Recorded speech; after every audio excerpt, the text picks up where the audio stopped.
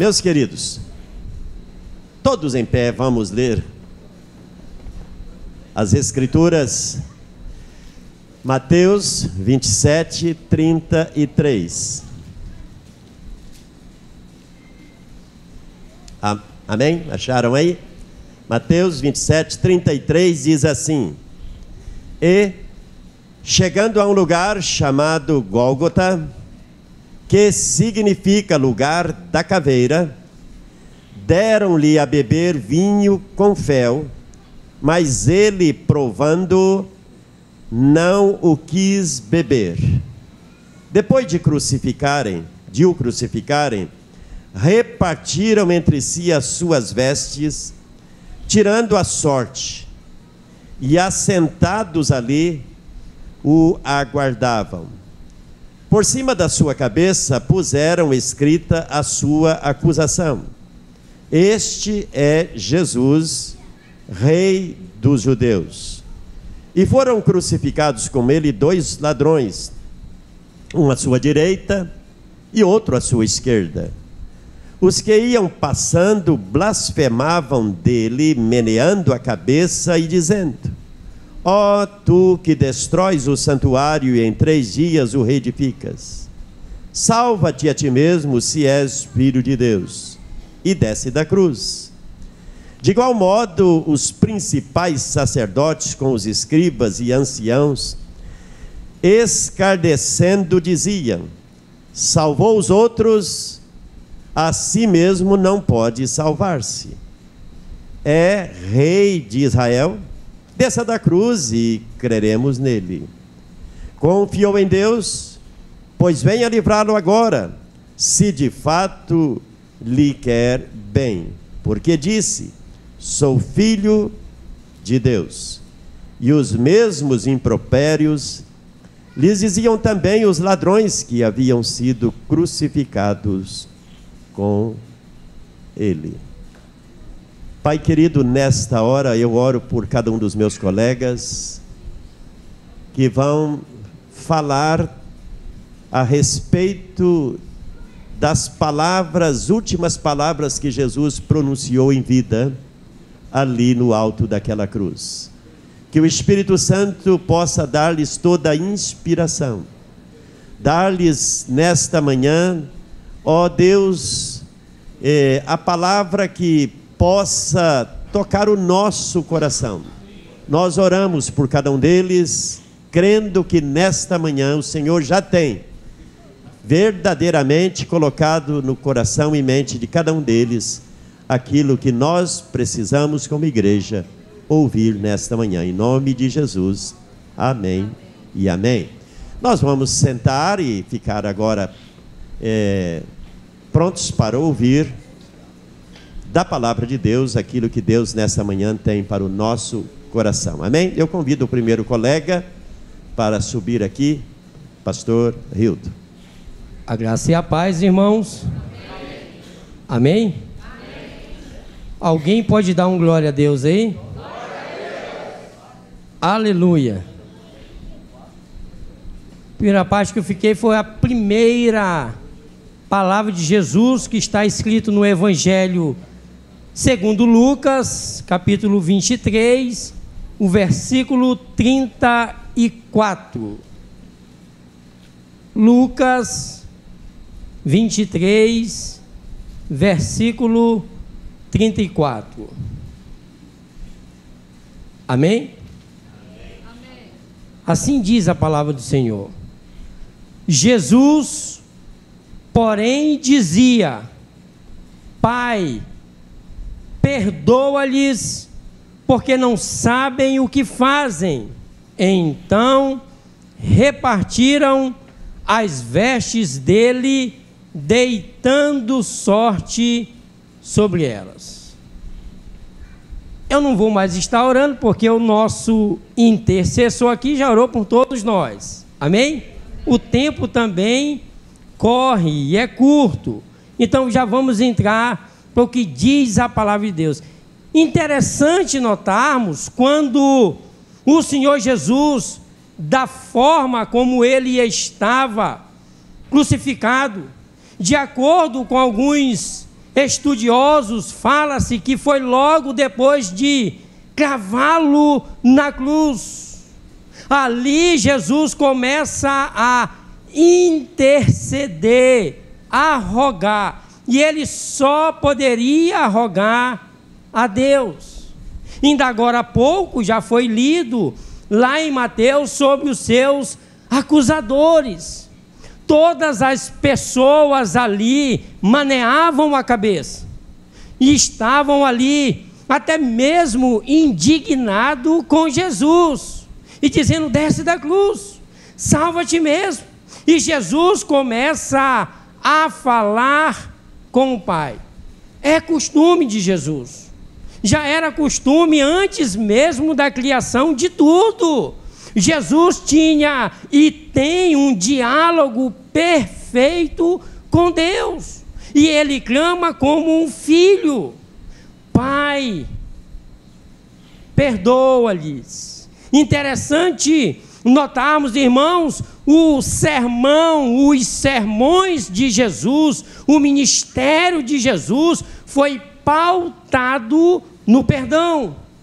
Jesus faz uma diferença ali em Jerusalém, na Palestina, faz uma diferença onde quer que ele chegava com o seu perdão. Notamos, irmãos, que no ministério de Jesus era um ato dele de perdoar pessoas. Ele, em Cafarnaum, perdoou um paralítico. Ele também perdoou uma mulher que ungiu os seus pés, enxugou ali os seus pés com os seus cabelos. Ele perdoou: filha, os teus pecados estão perdoados. Jesus, ele perdoava porque ele é Deus, ele é todo poderoso, e ele pregava o perdão. Até mesmo um dos seus discípulos: Senhor, quando nós tivermos as nossas diferenças, quantas vezes eu preciso perdoar o meu irmão? 7 vezes no dia? Aí Jesus coloca uma conta de matemática: 70 vezes 7. E eu quero te dizer, querido, que nós devemos perdoar infinitamente. Jesus roga a Deus dizendo: perdoa-lhes, pois não sabe o que faz. De fato, irmãos, eles não sabiam o que estavam cumprindo para que houvesse ali aquilo que Deus determinou na sua palavra. Não sabem o que fazem. Jesus ali, ele alcança não somente os soldados, mas esse pedido de perdão, ele se estende, irmãos. E se prestarmos bem atenção para o nosso Deus, se prestarmos bem atenção para Jesus ali na cruz, esse pedido de perdão, ele se estende dos soldados, se estende para os sacerdotes, se estende para os escribas, se estende para o povo, se estende até chegar a Adão, porque Adão também não sabia o que estava fazendo. Ele não se estende somente de Jesus ali para o presente e para o passado. Esse pedido de perdão, ele vai se estender até o final dos tempos, porque muitos de nós não sabemos o que fazemos. Porque, irmão, quando nós erramos, quando nós pecamos, Jesus aí alcança com esse eco da sua palavra sobre a nossa vida. Interessante notarmos, porque Jesus, ele vai estar falando isso: perdoa-lhe, Deus, porque eles não sabem o que fazem. De fato, a humanidade inteira, em todos os tempos, não sabe o que faz. Às vezes nós não sabemos nem o que nós falamos, e Jesus estende essa petição a Deus. Interessante que nas palavras de Jesus ele começa com isso: pedindo perdão. E depois ele vai falar as outras palavras. Querido, Jesus não somente pregou o perdão, ele viveu o perdão. E ele não somente viveu o perdão, ele nos dá também essa ordem, essa direção. Eu e você, nós precisamos praticar o perdão diariamente. Nós temos problemas, nós temos diferença, mas nós somos cristãos e nós devemos perdoar as ofensas dos outros, porque se você é traído, se você é enganado, se você é lesado, se falam mal de você, querido, você precisa praticar esse perdão, porque mais do que todas essas ofensas, nós o ofendemos, e ele pediu perdão para você, para mim, para toda a humanidade. Eu quero também deixar aqui bem claro que esse pedido de perdão de Jesus só é alcançado para aqueles que se arrependam e procuram ter um encontro pessoal com Cristo. Não dá para se alcançar perdão se você não se arrepender. Pedro, ele fala isso claramente lá em Pentecostes, porque ele fala, decorre toda a história de Jesus, diz: olha, vocês o mataram por mãos de ímpios, arrependam-se. Eu e você precisamos estar sempre nos arrependendo diante do Senhor. Amém, irmãos? Graça e paz, Deus abençoe em nome de Jesus. Eu quero que você esteja bem à vontade, porque hoje é um dia especial para as nossas vidas. Foi-me dado a segunda palavra que encontra-se em Lucas 23, 43, que assim diz. Eu gostaria também que você, se pudesse, tivesse a sua Bíblia aberta para verificar comigo. Lucas 23, 43 diz assim: e disse-lhes Jesus: em verdade te digo, que hoje estarás comigo no paraíso. É muito interessante essa posição de Jesus, sendo ele quem o é, tendo o poder que o tem. Ele é indagado no momento difícil da vida dele, ele é questionado no momento difícil da vida dele. E você já sabe que o Senhor soberano, que é Rei dos Reis, Senhor dos Senhores, poderia ele tomar a decisão que quisesse. Ninguém poderia ir além dele. Ele é alfa, ômega, princípio e fim, ele é tudo em todas as coisas. Amém. Mas aí ele dá uma resposta para esse ladrão, para esse questionador. Ele fala algo que vem mudar a vida dessa pessoa. Para mim é uma das maiores promessas feitas na palavra do Senhor. E pasme você, essa promessa, ela não é feita a um santo. Porque se ela fosse feita a um santo, seria fácil. Ela é feita a um pecador, assim como eu e você.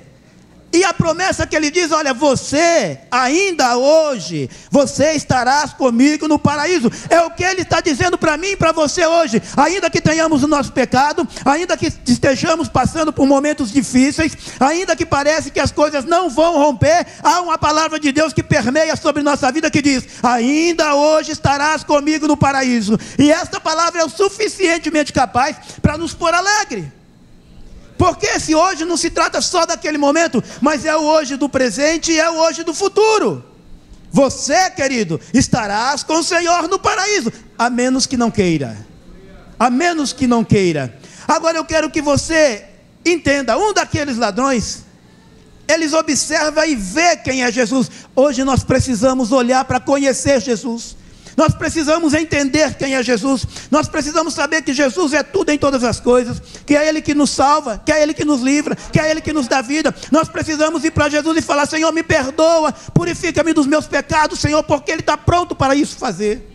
Nós precisamos Nós precisamos disso. E quando esse homem, quando esse ladrão toma essa atitude, Jesus o percebe, não que não o tivesse, mas a sua atitude, meu querido, preste atenção nisso, a sua atitude chama a atenção do Senhor para a tua vida.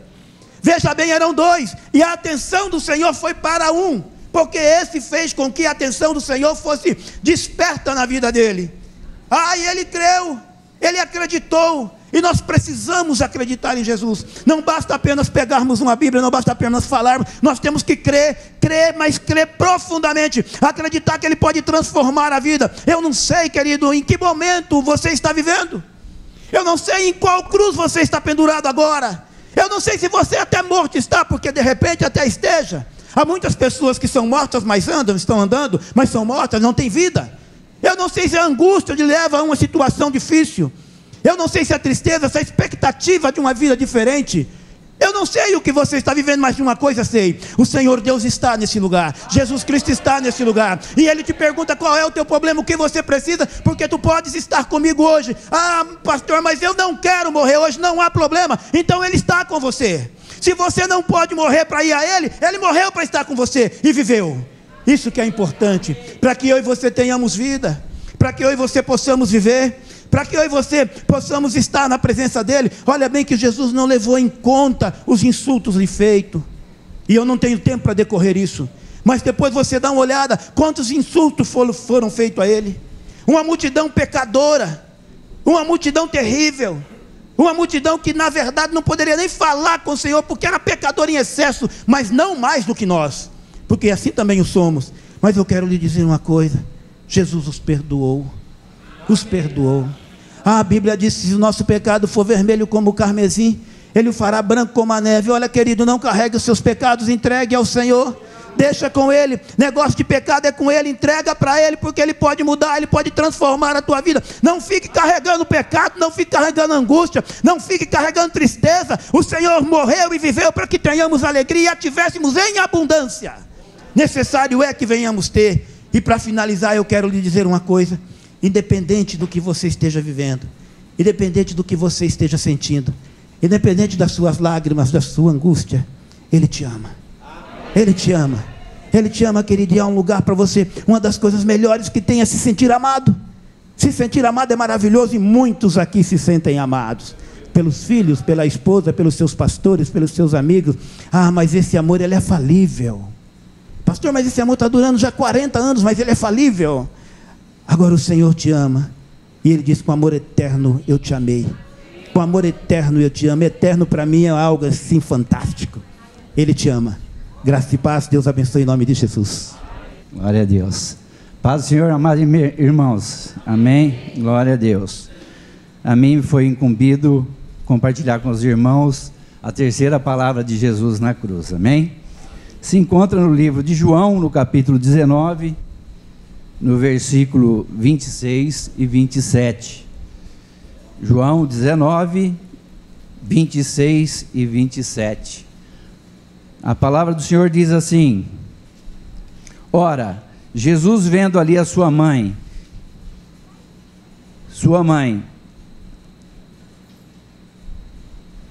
e que o discípulo a quem ele amava estava presente, disse à sua mãe: mulher, eis aí o teu filho. Depois disse ao discípulo: eis aí a tua mãe. E desde aquela hora o discípulo a recebeu em sua casa. Amém? Nós vemos aqui, uma palavra do Senhor que às vezes nós imaginamos que seria uma palavra, se nós olharmos, uma palavra fria em relação à sua mãe, Quando Jesus olha ali, depois de ter já pedido perdão pelos pecados daqueles que estavam crucificando, depois dele ter operado esse milagre, ao qual o pastor Claudemir nos citou aqui na sua palavra, através do perdão desse ladrão, Jesus continuava com seus dilemas ali na cruz. E ele, ao olhar a sua mãe também ali próximo à cruz, e juntamente com ela o discípulo a quem ele amava, ele passa a dar a ele uma incumbência de cuidar da sua mãe. Mas ele, tratando ela de mulher, não seria uma forma de desonra para ela, porque naquele tempo chamar de mulher ou de homem era uma questão de respeito. E nós vemos isso também na passagem aonde Jesus, no seu primeiro milagre, também se refere à mãe dele como mulher, né? Quando ela chega e fala para Jesus que tinha acabado o vinho, ele fala: mulher, o que eu tenho contigo? Então nós olhamos aqui que Jesus, da mesma forma, queria deixar a mãe dele segura nos braços de um discípulo que ele confiava. Nós vemos que na história os meios irmãos de Jesus, porque nós sabemos que Jesus foi gerado pelo Espírito Santo, e os próprios irmãos de Jesus, às vezes eu creio que pelos que nós estudamos, eles não criam tanto em Jesus, por isso que talvez nem estariam ali, mas o discípulo que ele amava estava ali. E ele chama João nessa hora e pede para João cuidar da mãe dele. Nós vemos que Jesus, diante desses últimos momentos dele, ele não para de operar grandes coisas, né? Nós vemos durante essas 7 palavras grandes coisas que Jesus vai operar na cruz, e mais uma decisão difícil era ele entregar os cuidados da mãe dele. E aí ele entrega para João, porque confiava nesse discípulo, porque esse discípulo realmente o amava, por isso que estava ali junto aos pés da cruz, enquanto todos os outros já tinham abandonado, alguns já estavam talvez pensando em voltar à pescaria, a fazer os seus afazeres, mas João estava ali. E Jesus, diante de todas as decisões ainda que ele tinha que tomar ali na cruz, ele tinha que tomar essa decisão de deixar os cuidados da mãe dele com alguém que ele confiava. E ele chama João, e a palavra diz que a partir daquele momento, João recebeu Maria na sua casa. Mas nós vemos também que essa palavra de Jesus, quando ele trata a sua mãe de mulher, provavelmente Jesus queria mostrar a ela também, a Maria, que ela teria que olhar ele naquele momento com os olhos diferentes e não com os olhos de mãe. Ela teria que talvez neste momento, e tinha que fazer isso, olhar através de um olhar a qual Jesus era também o seu Redentor. A palavra de Deus nos garante que todo o joelho ainda vai se dobrar ao Senhor Jesus, né? Então Jesus, crendo que a sua mãe estava num momento de sofrimento, né, que a espada estava atravessada no seu coração, aquela espada que Simeão profetizou lá no templo, quando Jesus chegou, e ele disse que uma espada transpassaria os corações, para que essa espada não aprofundasse mais no coração da sua mãe. Jesus talvez a chamou de mulher, para que ela pudesse ver a diferença dele, não somente como filho, mas como também o seu Redentor. E esta semana, esses dias, é um momento de nós refletirmos e sabermos como nós estamos olhando para Jesus, né? Se ele realmente está sendo o nosso Redentor, né? A palavra nesta noite, nessa manhã, através dessa palavra que Jesus entregou à sua mãe, é uma palavra para que ela olhasse ele como o seu Redentor, né? Para que o seu sofrimento fosse talvez diminuído, porque se ela olhasse a ele como o Redentor da humanidade, ela conseguiria, diante dessa situação difícil, encontrar um pouco mais de consolo ao seu coração. Então, Jesus, em todos os momentos, tinha a grande sabedoria divina de poder saber tratar os momentos difíceis que ele teria que enfrentar, e que nós possamos também saber, diante dos momentos de dificuldade da nossa vida, sabermos identificar o nosso Cristo como o nosso Redentor. Nós sabemos que a palavra de Deus diz lá em 1 Coríntios, ontem até à noite na igreja nós ministramos essa palavra, que diz que nós temos o Cristo como o nosso Cordeiro, a nossa Páscoa. E no capítulo 5, no 1 Coríntios, no versículo 8, ele fala que nós devemos celebrar isto. E ali ele orienta que nós não celebramos isso com o fermento velho, com as coisas do nosso passado, e nem celebramos isso com o fermento novo, que é o que o mundo e a humanidade caminha, né? Com ovos e chocolates. Nós devemos celebrar a Cristo como um sentimento dos pães asmos da nossa humildade e da nossa sinceridade. É isso que Ele pede, que nós celebramos. Então, Jesus, mesmo nesses últimos momentos, nos momentos de dificuldade, fazer o que Ele fez na cruz, se preocupando não só com os pecadores, mas preocupando também com a sua mãe. E nós vamos ver durante as outras palavras as grandes coisas que Jesus fez na cruz. Que nós possamos olhar para o Senhor Jesus como nosso Redentor, e que nós possamos celebrar. Para isso, quando nós olhamos para Ele, com o que Ele fez na cruz como nosso Redentor, nós celebramos com alegria este dia. Amém? Glória a Deus, e Deus abençoe vocês em nome de Jesus. Amém? Aleluia, a graça e a paz do Senhor Jesus Cristo. A mim me cabe a quarta palavra do Senhor Jesus, que se encontra no livro de Marcos, capítulo 15, versículo 34. Marcos 15, versículo 34. A palavra do Senhor diz assim: a hora nona, clamou Jesus em alta voz: Eloi, Eloi, lama sabachthani, que quer dizer: Deus meu, por que me desamparaste? Talvez as trevas simbolizassem o afastamento de Deus. Os teólogos, estudiosos da palavra do Senhor já tentaram entender o que se passava naquela ocasião que Jesus estava ali dizendo essas palavras. Podemos até usar algum exemplo rápido de um pai que o filho muito ama, e de repente aquele filho faz uma arte, o pai vai e corrige, e aquele filho fica recuado de lado assim, triste, não entendendo por que foi corrigido pelo pai.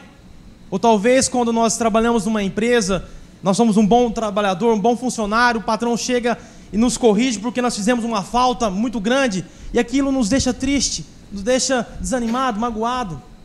Jesus estava naquela ocasião, igreja, recebendo sobre si o meu pecado, o seu pecado, toda a injúria do mundo, toda a agonia do mundo. Ali estava se confirmando todo aquele algoz que eu e você deveria pagar. E é interessante que a palavra do Senhor nos ensina que são os nossos pecados que nos afastam de Deus, diz o Senhor. Naquela ocasião, Jesus estava experimentando o isolamento, a solidão que eu e você temos quando nós estamos no pecado, quando nós caímos. Jesus experimentou aquilo. O salmista vem relatar muito bem esse texto de Jesus: por que me desamparaste? O Senhor, naquele momento, nosso Deus, teve que deixar de lado Jesus. Jesus, na sua vida terrena, Ele não deixou a comunhão com o Pai. Ele estava em comunhão profunda com o Pai, Ele estava caminhando com o Pai, mas naquela ocasião que Ele assume o seu lugar, assume o meu lugar, o Pai se afasta por um momento. E aquilo era difícil para Jesus, porque Ele se sentiu desamparado. Aonde está o meu Deus? Aonde está a minha rocha? Aonde está a minha alegria? Aonde está a minha força? Mas Ele tinha que passar por aquilo, porque Ele estava experimentando aquilo que eu deveria experimentar, aquilo que nós deveríamos experimentar. Jesus estava ali naquela agonia, sofrendo e pedindo: Senhor, aonde está o meu clamor que o Senhor não atende? Em certa feita Jesus tinha dito: eu dou minha vida voluntariamente e eu a reterei novamente. Jesus estava se entregando voluntariamente, e por isso ele clama ao Senhor: Eloi, Eloi, lama sabachthani, aonde está o meu Deus? Por que me desamparaste neste momento tão penoso que a minha alma está sentindo essa aflição? Da agonia da morte, do pecado de muitos, da opressão maligna, de pessoas meneando a cabeça, como foi dito aqui, de pessoas injuriando Ele. Ele sentiu aquele desamparo, porque eu deveria sentir, você deveria sentir. Ele nos deu essa graça de saber que Ele é o nosso Senhor. Hoje eu não preciso passar por aquela agonia, porque Jesus passou. Por isso temos que ter na nossa mente e no nosso coração que a expiação de Jesus Cristo não foi algo à toa, irmãos. Muitos têm relaxado com relação à expiação do Senhor, essa graça que nos foi dada. Temos que acreditar que o sacrifício do Senhor foi um único sacrifício, uma única oferta, por todas as eras, por todos os tempos, por todas as pessoas que assim acreditam e creem no Senhor. Aquele sofrimento, aquele clamor: por que me desamparaste? Para que Ele desse a vitória para mim e para você estarmos na presença do Senhor. Que o Senhor te abençoe e me abençoe. Amém?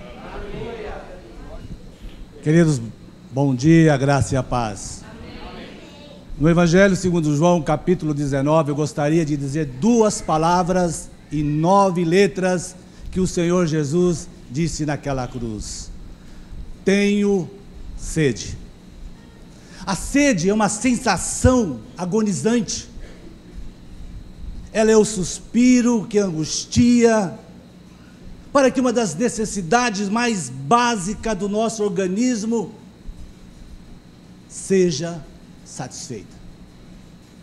Sentir-se seco, a garganta ardendo, o corpo desfalecendo, os lábios rachando, a língua grudando no céu da boca, é um sofrimento apavorante. Estar com sede sinaliza a perda de água através do suor, do derramar do sangue e do vapor do ar que se expira. Essas são as 3 razões que estiveram presentes na mais famosa de todas as sedes que nós encontramos, a sede de Jesus na cruz do Calvário.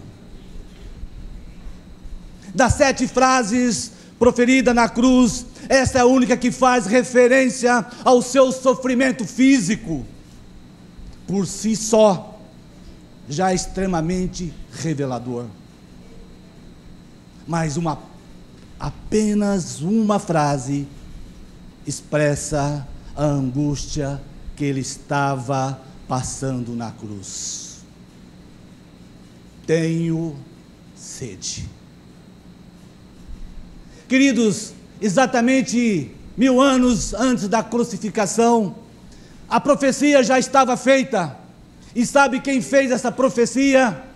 Nada menos, nada mais do que aquele que seria a raiz da vida de Jesus. Davi, no Salmos capítulo 22, no versículo 15, aonde ele começa, no versículo 1, Deus meu, não me desampare. Olha só o que o salmista estava revelando, olha só a profecia do salmista Davi, e chega no versículo 15, ele diz assim: secou-se o meu vigor, como um caco de barro, e a língua se me apega ao céu da boca. Olha só das 3 razões que eu falei ali antes. A falta de água faz com que a língua seca e gruda no céu da boca. Davi já proferiu isso, quando aqueles homens, soldados, levaram à sua boca aquele pano umedecido. Olha só o que Davi fala no capítulo 69, no versículo 21. E a minha sede me deram de beber vinagre. Mas a sua sede não foi saciada. Deram apenas uma esponja embebecida de vinagre. Sabe o que era esse vinagre? Era a pior bebida que existia. Era o resto do vinho que saía. Era o soro do vinho barato e azedo. E aqueles soldados que estavam ao pé da cruz, jogando com as vestes do Senhor Jesus, eles estavam embebecidos por este vinagre. Mesmo sendo uma bebida ruim, azeda, ele não pôde beber o suficiente para matar a sua sede. Apenas os seus lábios foram molhados. Que paradoxo nós encontramos aqui, aonde Jesus ali na cruz, tendo sede, e ele como Deus poderia fazer todas as coisas. Nós podemos recordar que quando aquele povo estava no deserto, quando eles tiveram sede, o que aconteceu? A rocha brotou água. E agora que a própria rocha estava ali, ela não podia mais sair água, porque ele tinha sede. Aquele mesmo que tinha sede ali na cruz, ele fala assim: aquele que disser a água, aquele que quiser a água da vida, eu saciarei para você. Jesus conversando com aquela mulher ali no poço de Jacó, e ela replicou: Jesus, todo o que beber dessa água tornará a ter sede. Mas Jesus diz assim: mas aquele que beber da água que eu lhe der, nunca terá sede. Pelo contrário, a água que eu lhe dar sairá uma fonte de água que jorra e será água de vida eterna. Aquele que disser: se alguém tem sede, venha até a mim. Se alguém tem sede, venha até a mim e beba. Quem crê em mim, rios de águas vivas correrão dentro dele. Queridos, é a palavra que está dizendo que o próprio Deus, que é a rocha que brota água, mas naquele momento ele tinha sede. A água que brota, agora ele estava naquela cruz com sede. Jesus estava com sede. Queridos, mas quero dizer nessa manhã, e você receba em nome dele, a sua sede nos livrou da maior sede que um ser humano poderia sofrer, que é a sede da água que você não pode beber, que vai te levar para o inferno. Lembra a história de Lázaro, o rico, aonde aquele rico lá no inferno, pedindo, clamando pelo amor de Deus, não porque já estava no inferno, mas ele estava pedindo: olha, molhe a ponta, fala para Lázaro molhar a ponta do seu dedo na água e vir e umedecer os meus lábios. Queridos, vai chegar um tempo que não adianta mais pedir. Não adianta mais pedir, porque você não terá essa oportunidade que nós estamos tendo nesta manhã. Se você tem sede, beba agora. A sede dele foi para matar a nossa sede. A sede que ele sentiu ao morrer matou a nossa sede e nos faz viver. Eu gosto muito de alguns cânticos daqueles antigos, e tem um cântico que eu busquei ontem, porque essa palavra remeteu a ele, que diz assim: aquele que tem sede, busca beber da água que Cristo dá, terá dentro de si uma fonte que jamais se acabará. A fonte de água viva é o Senhor, é a água e o Consolador, Espírito de vida e louvor, preciso dele. Diga assim: precisamos de ti, Senhor, da tua água. Tu és o Espírito de amor, o meu guia e consolador. Enche-me com o fogo do Senhor. Ele finaliza esse cântico dizendo: preciso de ti. Será que nesta manhã você pode dizer assim: Senhor, eu preciso desta água. Jesus, aquela água, aquela sede que o Senhor Jesus teve ali na cruz, não foi em vão. Ele teve aquela sede para o benefício de nós. E nesta manhã eu lhe faço uma pergunta: tem sede? Você tem sede? Busque na fonte que é Jesus. A paz do Senhor a todos. Amém? Como que você vai, irmão? Vai tudo bem? Você está na graça? Irmãos, nós temos aqui que falar, é a sexta palavra. Está consumado. João 19:30. está consumado. Eu quero lembrar para vocês que os 4 evangelhos tratam com grande profundidade esse assunto, traz razões maravilhosíssimas. E nos 4 evangelhos, de Lucas, de Marcos, Mateus e também João, existe uma especificação em Lucas, Marcos e Mateus dizendo: o véu se rasgou de alto a baixo. E essa palavra está consumado tem tudo a ver com o véu se rasgou. Quando Jesus disse está consumado, então foi aberta uma fonte. Mas é interessante, irmãos, que do meio-dia às 3 horas da tarde, da hora sexta à hora nona, existe treva, existe escuridão. E Jesus, dentro do seu sofrimento, dentro da sua paixão, Ele se revela a nós, a humanidade. Em todos fica específica a confirmação de que o véu se rasgou. E isto tem tudo a ver com a frase está consumado. Jesus usa aquele momento de escuridão na terra para dizer: eu sou a luz deste mundo, eu sou a porta, eu sou o caminho.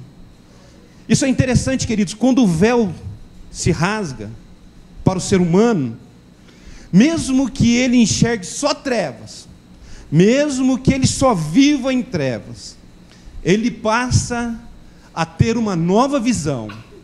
O está consumado, se você entender,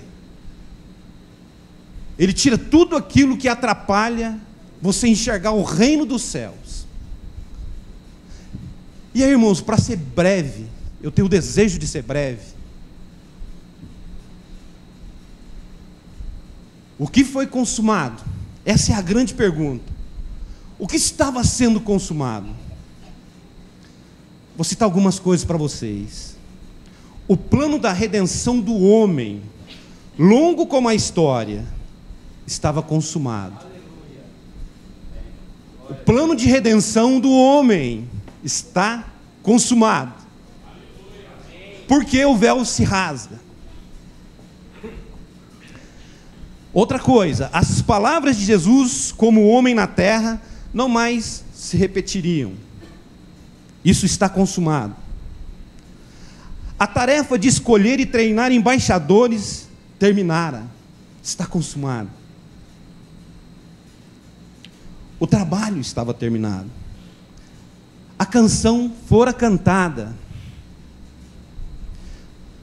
O sangue foi derramado. Está consumado. O sacrifício feito. Olha aqui no meu olho, igreja. O aguilhão da morte fora removido. Tudo está consumado. Está consumado. Amém? Graça e paz, queridos. É bem difícil falar depois. Só fera. Quando chegou minha vez ali, o pastor Eloy estava olhando para o relógio e falou assim: é ceia. Aí aqui é bênção.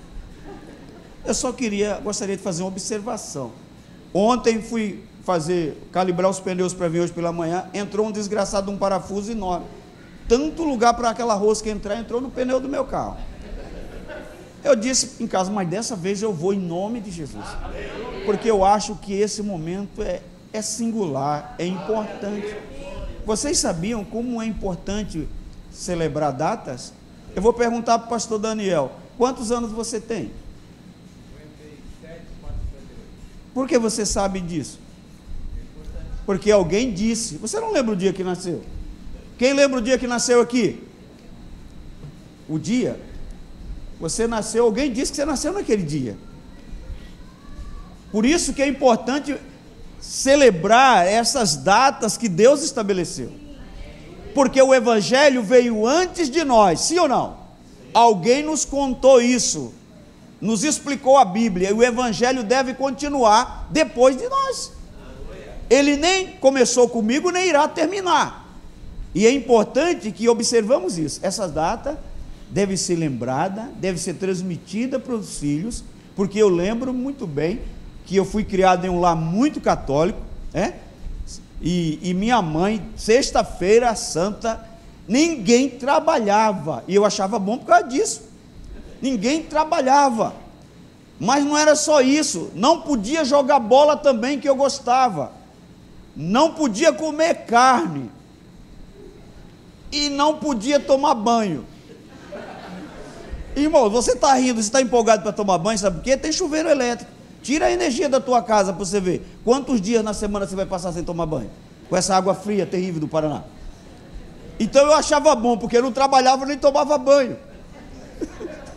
Mas o outro lado, ela tinha aquele cuidado de ensinar aos filhos, pegava os santos da parede e tudo, virava a cara para a parede, disse que não podia ver o mundo. Queridos, ela era crente, faltava ser ensinada, e é isso que nós não vamos confundir, incrédulo com quem está fora da igreja somente. Ela era crente, e Deus abriu o coração dela para aceitar o evangelho. Hoje tem 93 anos cristã, mas ensinou a gente. Devemos ensinar para os nossos filhos. A sexta-feira está perdendo sentido. Eu vinha na BR, parecia feriado de carnaval. O fluxo de veículo, eu falei para minha filha, só tem a gente hoje. O quê? Veículo a 140, 150, parecia feriado de carnaval. O que é isso? As pessoas perderam o sentimento de gratidão, de comemorar o dia em que Jesus nos resgatou das trevas. Então eu quero parabenizar, em nome de Jesus, você que está aqui nessa hora. Você escolheu o melhor lugar. Essa data deve ser lembrada. Jesus se agrada disso. Creia nisso plenamente. Então você escolheu o melhor lugar, que é o lugar de reconhecer realmente aquilo que Jesus fez. Amém? Então eu gostaria de falar bem mais, porque tem dias que 7 minutos parece uma hora para pregar e eu já estou suficiente. Mas tem dias que parece 7 minutos, fica pouco. Então, mas eu tenho que ser obediente, né? Porque o pastor Eloy, ele gosta de me fiscalizar, especialmente eu. Ele já não olhou o relógio no Júlio. Daniel detonou aqui. Daniel pregou uns 15 minutos, mas chegou na minha vez, ele falou: tem a ceia ainda. Eu quase disse igual Jesus de Samaria: que tenho eu contigo, homem. Abre a sua Bíblia, por favor, Lucas. Eu disse que eu já fui meus 7. E os meus pneus? E os meus pneus? 80 quilômetros para estar aqui com prazer. Não estou triste, não. Eu não sei quem vai pagar o almoço, mas eu estou alegre. Lucas 23, 43. Quero que você preste atenção nesse texto. Diz assim, ó: então Jesus clamou em alta. Por que Jesus não falou assim? Pai, por que falou alto? Eu estava pensando nesse texto. Por que Jesus falou alto? É interessante observar. Por que teve que dar um grito? Ele gritou, disse ele em alta voz. Ele podia entregar o Espírito em silêncio, sim ou não? Diga, tem hora que tem que orar em silêncio, mas tem hora que tem que gritar mesmo. Depende da situação. Então Jesus clamou em alta voz. Olha, irmão, quando a Bíblia fala em alta voz, Jesus deu um grito na igreja. Oh! E disse: Pai, nas tuas mãos eu entrego o meu. E havendo dito isso, expirou. Quer dizer, deu o último suspiro. Presta atenção no que eu vou dizer, 3 minutos. Queridos, quando aconteceu esse episódio, não pense assim, um ambiente iluminado como está aqui, cheio de luzes. Um ambiente tranquilo. A Bíblia diz que havia densas trevas, do meio-dia até aquele momento. E é o que eu quero chamar a atenção. Você já viu o cenário, a reação que a escuridão traz ao ser humano? Um especialista estava dando uma entrevista na CBN e falou assim, que a escuridão, ela faz com que você ative com muito mais frequência a sua audição. Sabia disso? A escuridão, ela produz insegurança, medo, pavor. É ou não é?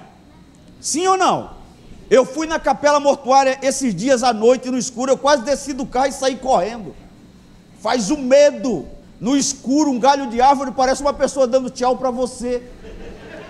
Verdade. Eu lembro-me que a nossa cidade pequena ficava na praça, a praça era o campo de futebol, a praça era uma TV no centro, era colégio, tudo. Ficávamos ali até tarde, Daniel. Quando a luz acabava, algum dia, aí todo mundo, Você quer ver criança correndo na igreja? Apaga a luz que eu duvido. Todo mundo apagava a luz e dizia: seu tio Pedro, me leva em casa que eu estou com medo. A escuridão, ela produz uma reação diferente do ser humano. Eu acho que se os cultos fossem no escuro, a palavra seria muito mais aproveitada. E Deus apagou a luz do universo. Foi trevas para chamar a atenção do povo e do mundo para aquilo que o seu filho teria que dizer. Eu já paguei um dia. Faltou luz na igreja, melhor. Faltou luz. Naquela época que o celular Nokia só tinha uma lanterninha, aquele feioso. Irmãos, criança parou de correr, a turminha que senta lá atrás, que não gosta de vir na frente, todo mundo vem. E eu tinha feito um esboço, sumiu no escuro. Eu digo: Jesus do céu, como é que eu vou pregar agora?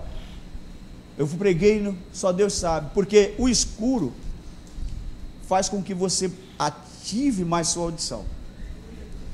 Por isso que eu queria dizer algo. Pode-se construir templos suntuosos, com estrutura monumental, ministério de louvor com toda a estrutura. Isso não produz fé, porque a Bíblia diz que a fé vem pelo ouvir. E Deus apagou as lâmpadas do universo geral para dizer: eu quero que todos escutem o meu filho. Eu vou fazer uma observação. Você que está aqui, está muito iluminado, tudo está dando certo. Cuidado, que não está dando atenção ao que Deus está dizendo. Deus pode apagar as luzes, criar uma situação diferente para chamar a sua atenção. Deus cria situações para chamar nossa atenção para o que Ele quer dizer. Essas 7 palavras foram ditas e escutadas por todos. Primeiro, pastor Eloy, quando a luz apaga, ninguém vai embora. Ninguém vai embora. Era trevas, a Bíblia fala trevas, todo mundo: rapaz, você está onde? Segura aqui, eu não quero deixar você não, quero ficar aqui. E Deus prendeu todo mundo ali para ouvir o que Jesus tinha a dizer. E essa palavra que o homem já olhou para mim, tem 3 coisas que eu gostaria de diferenciar nesse texto quando ele brada em alta voz. 3 pontos que eu queria destacar. Primeiro, o que ele relata nesse ponto. Ele estava se submetendo a Deus de maneira consciente e voluntária. Amém? Eu entrego. O sacrifício que agrada a Deus é aquele que você faz de livre e espontânea vontade. Se você fosse coagido a estar aqui, ou veio aqui porque tinha que participar do ministério de louvor, ou veio porque teria que pregar alguma coisa, não se preocupa. Deus está preocupado em quem tem espontaneidade para servi-lo. Amém? Você pode dizer glória a Deus? Então eu percebo nisso, de modo consciente. A Bíblia diz: que haja em vós o mesmo sentimento que houve em Cristo Jesus, que sendo ou vivendo em forma de Deus, não teve por usurpação ser igual a Deus, antes se esvaziou, se tornou servo, morreu numa cruz, aceitou tudo aquilo que Deus havia traçado para ele. Irmãos, preste atenção. O fato de você servir a Deus não é o suficiente. Você tem que fazer do jeito que Deus estabelece. Concorda comigo? Porque o diabo usou alguém e disse: se você é o filho de Deus, desce da cruz. É porque o diabo estava com dó de Jesus? Manda ele descer que eu estou com dó? Não, é porque ele sabe que o projeto de Deus era a cruz. E se ele morresse afogado, não dava nada. Se ele morresse de acidente, não dava nada. Tem gente fazendo as coisas, sacrificando, mas do jeito próprio. Não serve. Diga: só serve se for do jeito que Deus estabelece. Diga para quem está do teu lado assim: irmão, a sua fé é do jeito que Deus determina. Do jeito que Deus determina, não é do nosso jeito.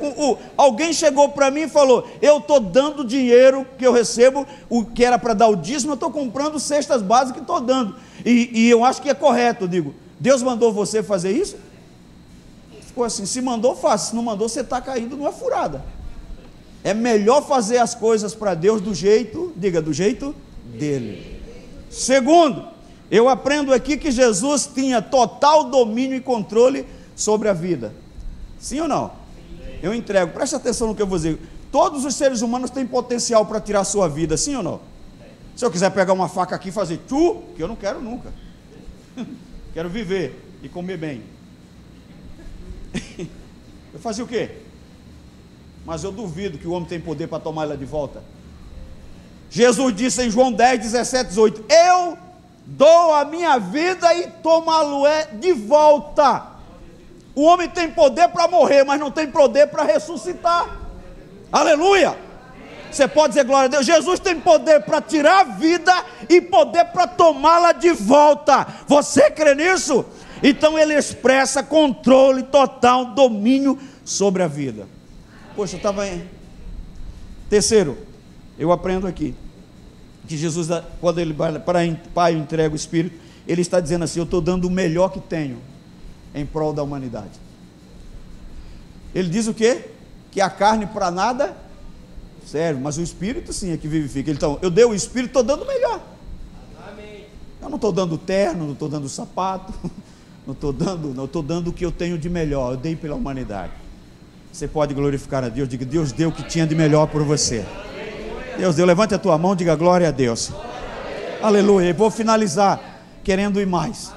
Querendo ir mais. Jesus, nós aprendemos quando ele brada em alta voz, ele tinha segurança concernente ao seu futuro. Ele sabia para onde estava indo. Pai, espera aí. Amém? Sem espantar, pergunta para quem está do teu lado: você tem segurança concernente ao seu futuro? Você sabe para onde está indo depois da morte?